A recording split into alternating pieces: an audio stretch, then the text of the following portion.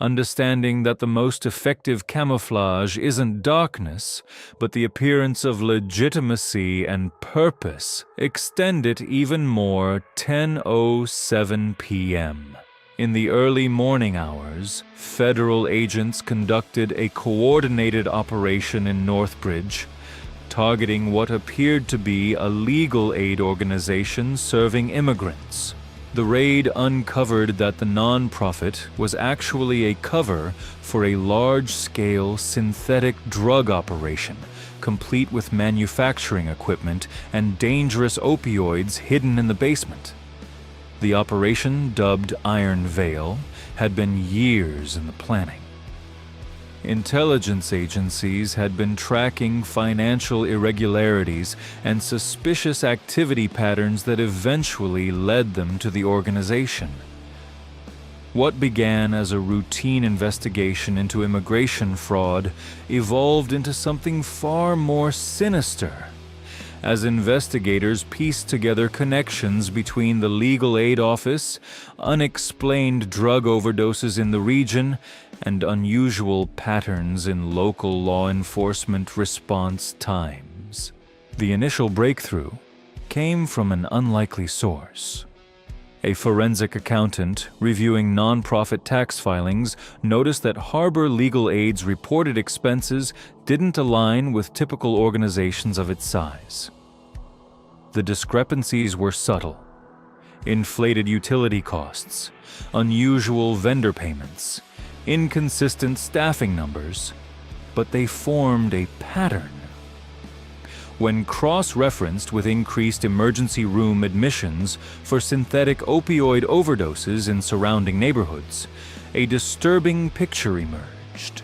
Federal investigators began surveillance operations 6 months before the raid, documenting late-night deliveries, observing individuals with no apparent legal needs entering and leaving the facility, and noting the presence of security measures far beyond what a simple legal aid office would require. The operation expanded throughout the day, resulting in hundreds of arrests across multiple locations. Federal teams simultaneously raided warehouses, transportation companies, and residential properties throughout the metropolitan area. Each location revealed another layer of the network's sophistication, from distribution centers disguised as logistics companies to safe houses masquerading as community centers. At a warehouse registered as an import-export business specializing in textiles, agents discovered shipping containers with false walls concealing bulk quantities of precursor chemicals. A transportation company that claimed to provide moving services for immigrant families was actually operating a distribution network that moved product across state lines. Residential properties that appeared to house large extended families were actually packaging and cutting facilities, where the raw synthetic compounds were being processed into street-ready doses. The network had created an entire parallel infrastructure, each piece appearing legitimate on its surface while serving the criminal enterprise beneath. A significant discovery was made when investigators found a ledger documenting widespread corruption. Police officers and city officials had been paid to provide protection, delay responses, and tip off the criminal network about law enforcement activities. This ledger, which investigators nicknamed the Ash Ledger, contained meticulous records spanning several years. It detailed not just payments, but specific services rendered by each corrupted official. The entries explained long-standing community complaints about selective law enforcement and mysterious delays in emergency services in certain neighborhoods. The corruption had created a protective shield around the criminal enterprise, allowing it to operate with near impunity. The ledger revealed a tiered system of corruption. Lower-level officers received monthly payments of $2,000 to $5,000 for providing advance notice of patrol routes and planned enforcement actions. Mid-level supervisors earned significantly more, up to $15,000 monthly, for ensuring evidence went missing, reports were filed incorrectly, or investigations were redirected away from network operations. The highest payments, some exceeding $50,000, went to officials who could influence policy decisions, zoning approvals, and budgetary allocations.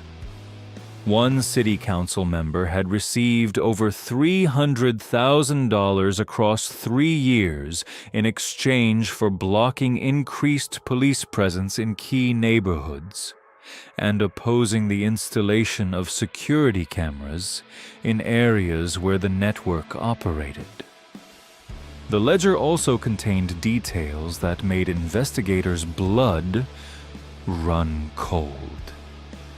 Dates and times when police had been specifically called away from areas where network activities were taking place, instances where evidence lockers had been accessed outside of proper protocols, and records of confidential informant identities that had been sold to the network. Several unsolved cases suddenly made sense. Witnesses who had disappeared, investigations that had inexplicably stalled, prosecutions that had fallen apart due to clerical errors. The corruption hadn't just enabled the drug operation, it had actively undermined justice for years.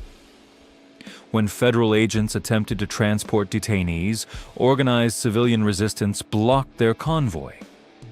The protest appeared coordinated and well-timed, suggesting the network had contingency plans and communication channels that remained active even during the raids.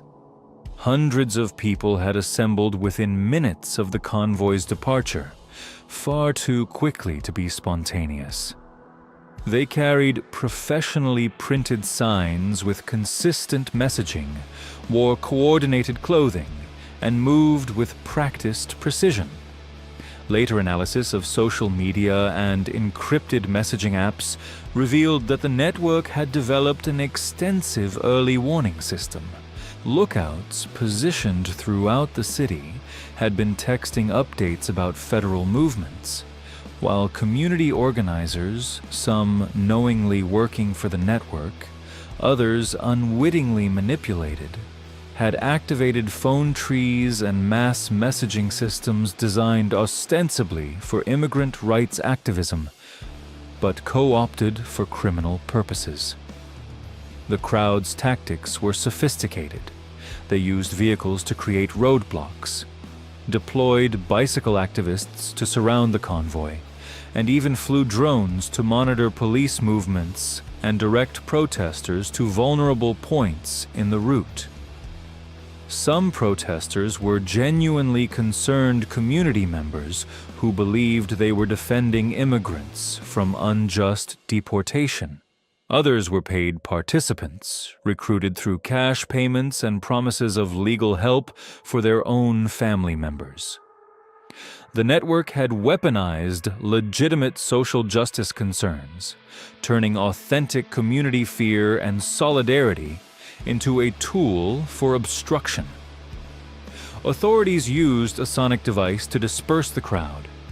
During this distraction, a cyber attack targeted federal servers to destroy evidence, but agents managed to prevent the data loss by physically disconnecting the systems. The attack was traced back to city government infrastructure. This discovery sent shockwaves through the investigation. The sophistication of the cyber attack, combined with its origin point within official government systems, indicated that the corruption extended into the city's technical infrastructure.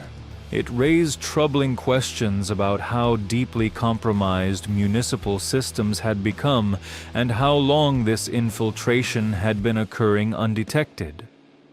Cybersecurity forensics revealed that the attack had been executed using credentials belonging to a senior IT administrator in the city's technology department.